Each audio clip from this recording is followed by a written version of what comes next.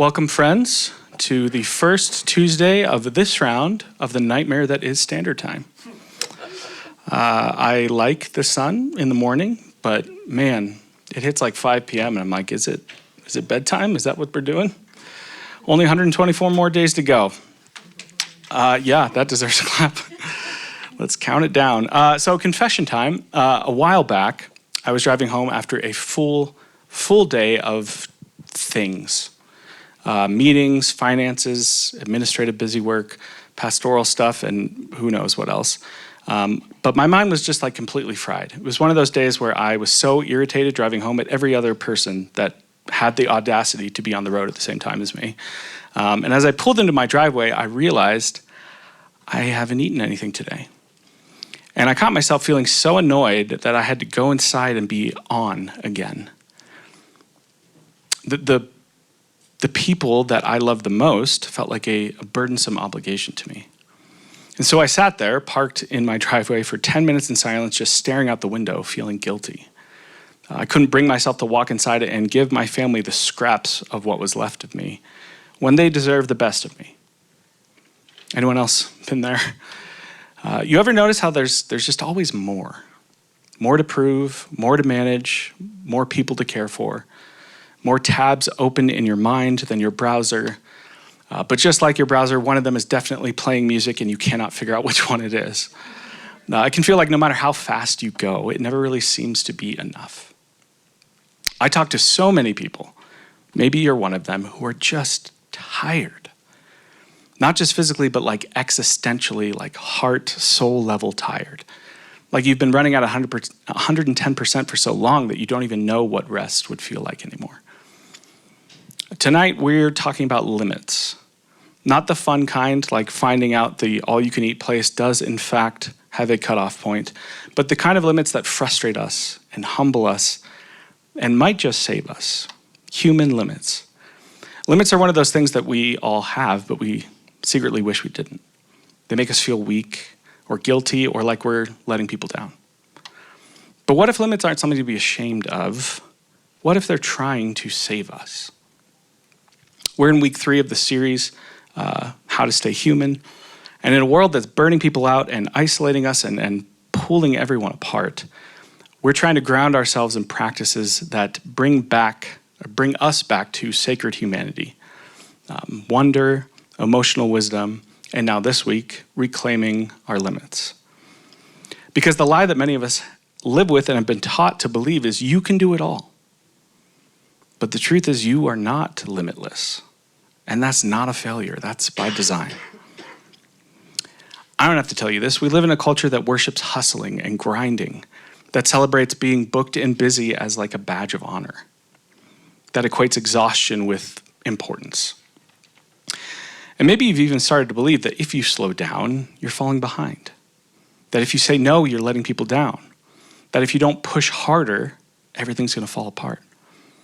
This is especially true for those of us who are caregivers or leaders or parents or freelancers or side hustlers or students with full-time jobs or just people trying to stay afloat in a world that just feels like it doesn't stop.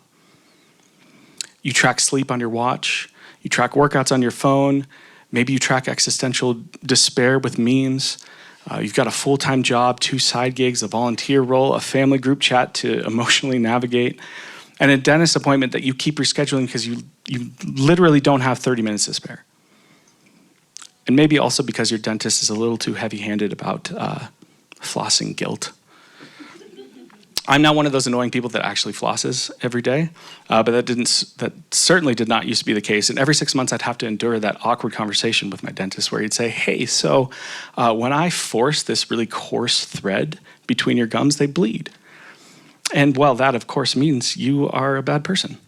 Not a fun time. Anyway, some of you hear limits and you might think, yes, please. Others hear it and they think that must be nice.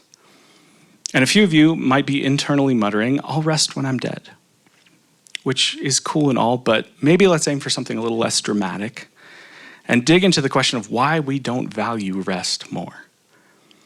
Sometimes we don't ignore limits because we're stubborn or we're unaware that we have them. We ignore them because we're scared. Scared of being irrelevant, scared of letting people down, scared of what we'll have to deal with if we ever stop. But I want us to remember something tonight that's kind of huge. Even Jesus had limits, which brings us to this passage from Mark 1, which goes like this. While it was still night, way before dawn, he, Jesus, got up and went out to a secluded spot and prayed. Simon and those with him went looking for him. They found him and said, "Everybody's looking for you." Jesus said, "Let's go to the rest of the villages so I can preach there also. This is why I've come." He went to their meeting places all through Galilee, preaching and throwing out the demons. This is one of the most human moments in the gospel because Jesus withdraws. He rests. He says no to people who are asking for him. If you read the Gospels at all, you see Jesus leaves crowds waiting. He sleeps through storms. He disappears without explanation. He didn't heal every single person. He didn't say yes to every request. He paused to pray. He chose boundaries. Not because he doesn't care, right? But because he knows his purpose, and he knows that being faithful doesn't mean being constantly available. Being faithful does not mean being constantly available. So if Jesus says no, why do we feel like we can't? If you go back to the beginning, the very beginning, all the way back to Genesis 1, which describes God creating light and sky and land and stars and creatures, and then finally human beings, it's a dazzling poetic rhythm of creativity. And then we arrive at these famous verses at the beginning of Genesis 2 that say, by the seventh day, God had finished the work he had been doing. So on the seventh day, he rested from all his work. Then God blessed the seventh day and made it holy because on it he rested from all the work of creating that he had done. If you're anything like me, we hear those lines so much that we often miss how massive that is. God rests. It's not because God is tired, but because rest is a part of the rhythm. God builds rest into the blueprint of creation itself.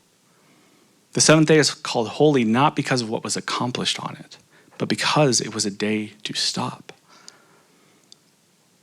And then we see Jesus living out this rhythm. We already talked about one example of this, but here's another.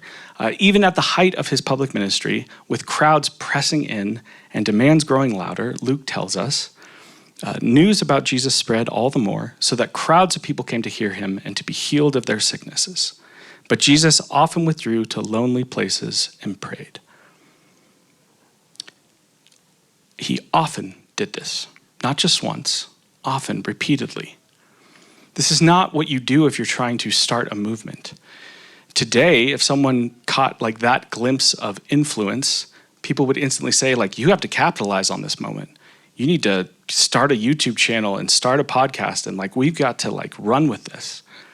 Instead, he chose rest and solitude. They weren't occasional add-ons for Jesus. They were central to his rhythm. His humanity wasn't something for him to overcome. It was something that he embraced. So we see God, the creator and sustainer of the cosmos, the ground of all being, resting. And then we see Jesus doing the same, which means rest isn't a concession. It's part of our calling. Limits aren't something to overcome. They're something to honor.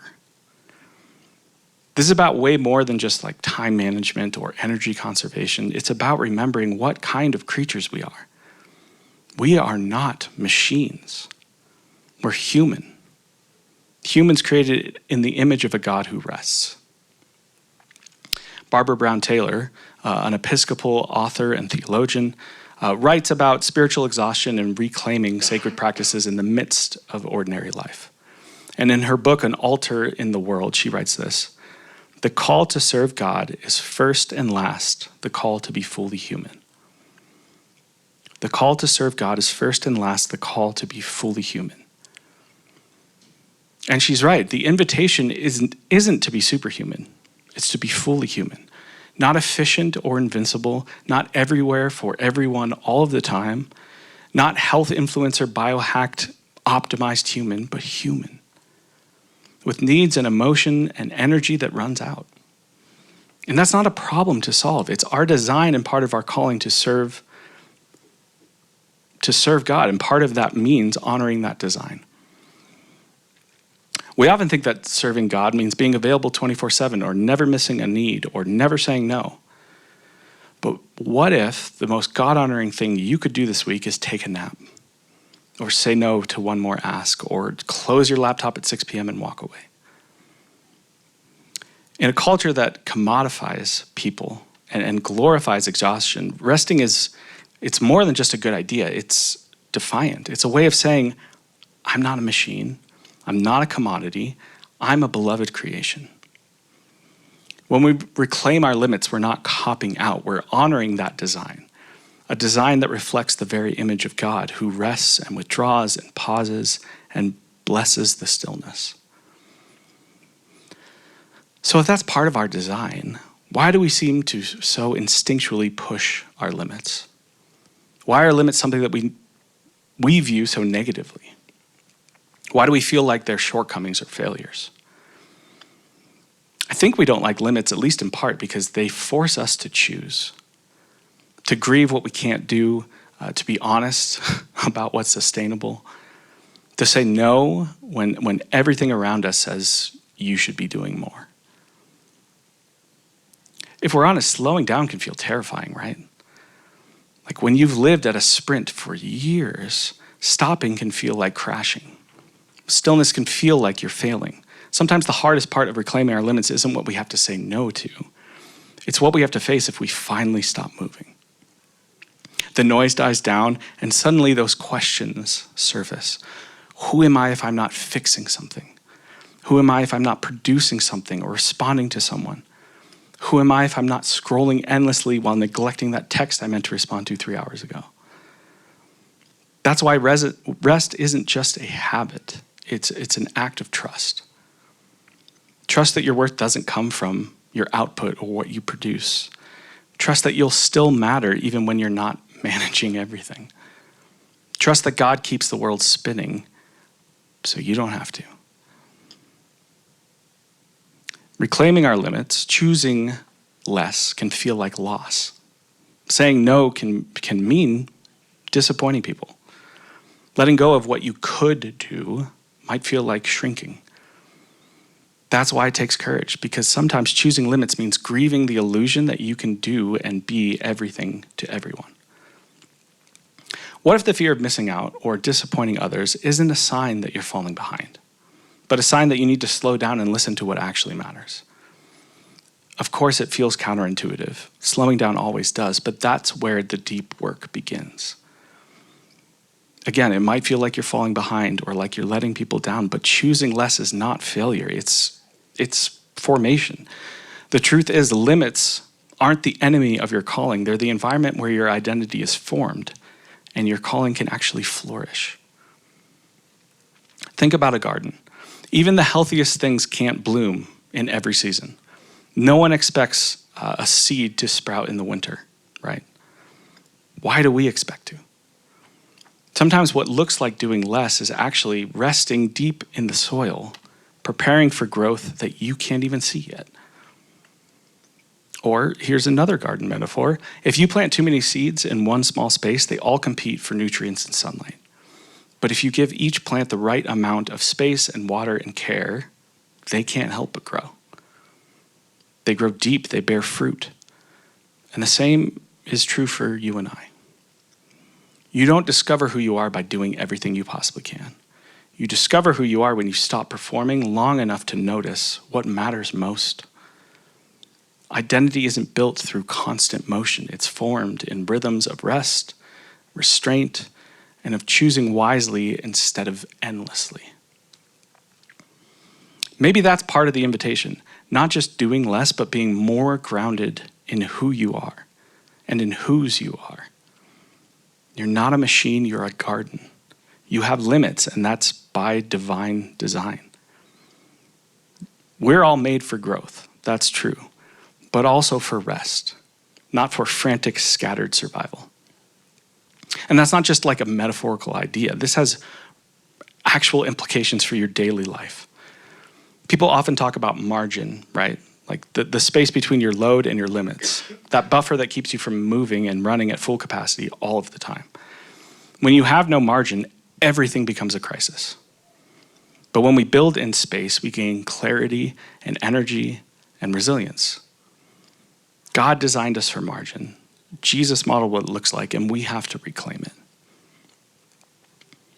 Another pushback I think we so often feel when we start thinking about reclaiming our limits is the idea that we're being selfish.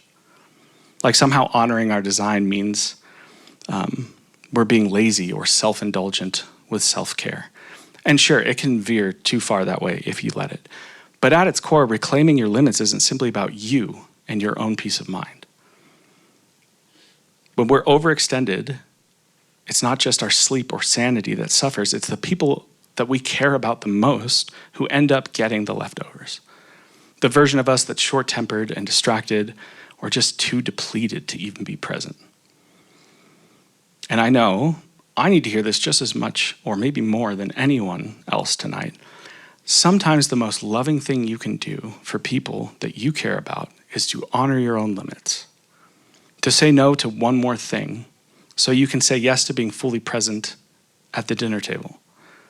To step back from overfunctioning so others have space to step in. To choose rest so your presence feels less like a shadow of you and more like the whole grounded person that they love. As I've harped on repeatedly tonight, even Jesus didn't give all of himself to everyone all of the time. He pulled away. He turned people down. He left towns still full of need. Not because he didn't love them, but because he knew that he knew what his limits made possible. Clarity, presence, and peace. So maybe honoring your limits isn't selfish. Maybe it's sacred, and maybe it's how you actually love people well. As pastor and author Eugene Peterson once put it, God-ordained rest is not primarily about us or how it benefits us. It's about God and how God forms us. It is not, in the first place, about what we do or don't do.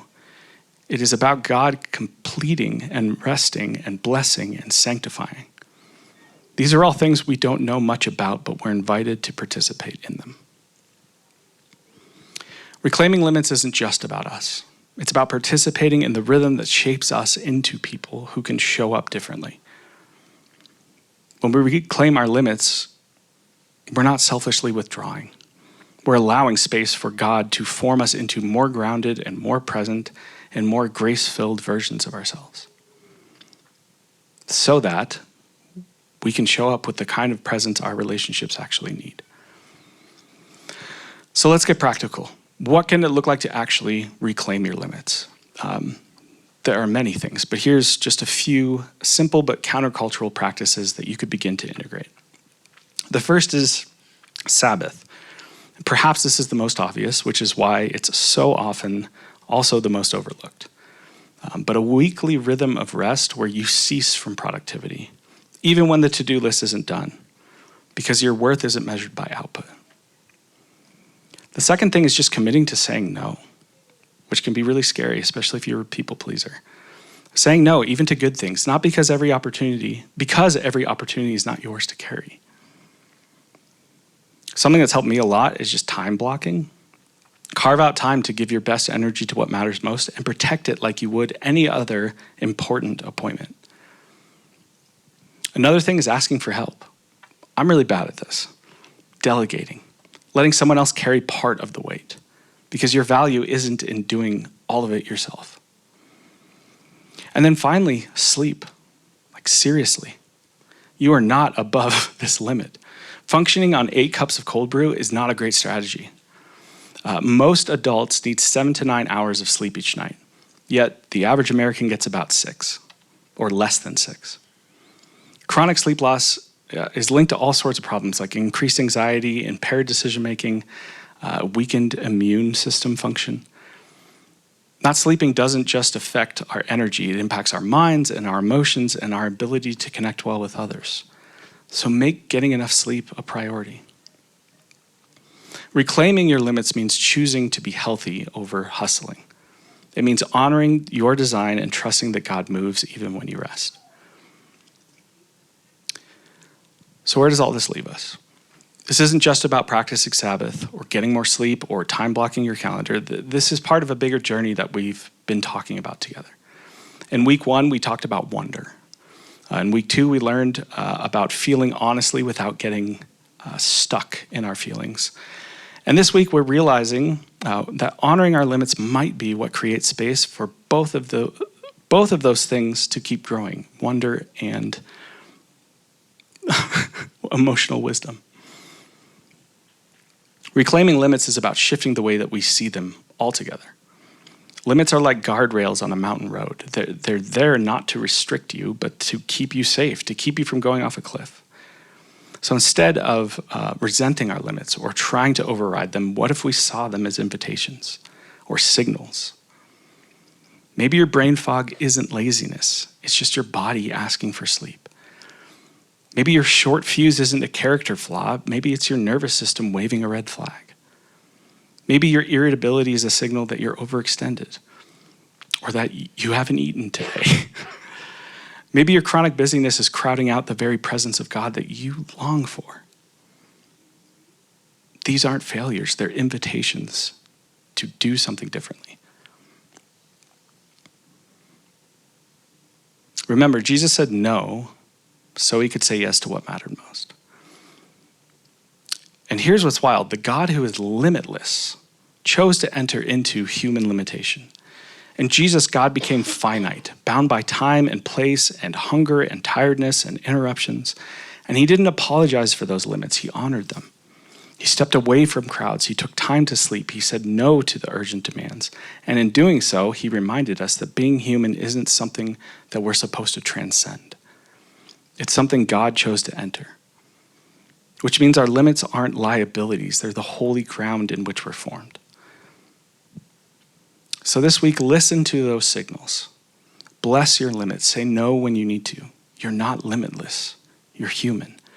And that's not just okay, that's sacred. And it's what it means to be fully human. Before we close, here are a few questions for you to reflect on this week. As usual, you don't need to have perfect answers to these, just honest ones. They're meant to help you notice when your limits might be ignored or stretched or just in need of some protection. The first is, where in your life are you most tempted to ignore your limits? This might be more than one thing. Second, what's one good thing you might need to say no to in this season? Doesn't necessarily mean no forever, but it means no right now. And then finally, what does rest look like for you? Because it's not necessarily the same for everyone, and you kind of need to know that about yourself. So what does it look like for you, and how can you protect it this week? This week, may you embrace the gift of your limits. May you find rest in a God who never asked you to do it all. And may you remember that staying human doesn't mean doing more. It means doing what matters with love and wisdom and grace. You are not limitless. You are loved. So against the hustle and grind, despite the fears of falling behind or letting others down, honor your divinely appointed design. Breathe deep, stay human, and reclaim your limits. Would you pray with me?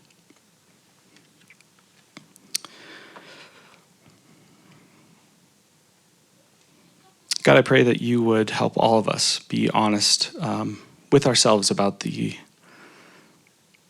places where we're pushing too far. God, would you give us the courage and clarity to see into our lives where we're either running on fumes or at risk of completely burning out.